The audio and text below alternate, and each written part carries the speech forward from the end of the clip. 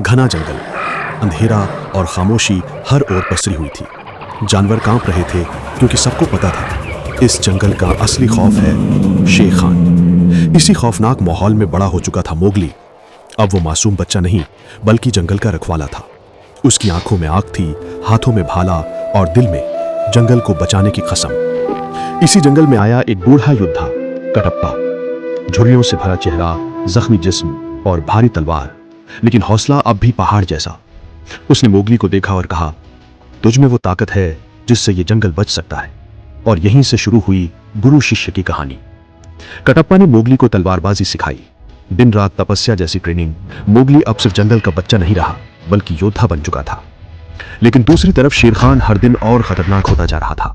उसकी दहाड़ सुनते ही पेड़ कांप उठते और उसकी आंखों में खून की प्यास जलती रहती। उसने जंगल में खून की नदियां बहा दी। जानवर चीखते भागते, आग लग चुकी थी हर ओर।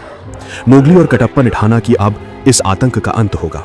वो गुफाओं में गए जहां पुरानी दीवारों पर विशाल बाघों की तस्वीरें बनी थी। रहस्य साफ था, शेर खान को हराने के लिए तलवार और विश्वास दोनों चाहिए।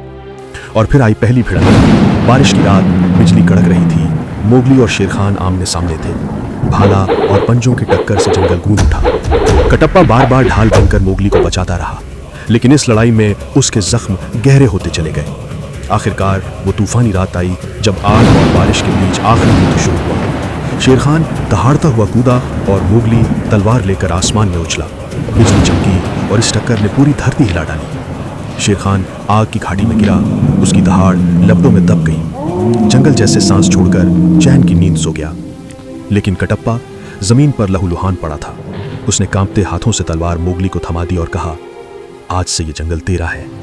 उसकी आंखों में मुस्कान थी और अगले ही पल वो हमेशा के लिए सो गया। सुबह का सूरज निकला।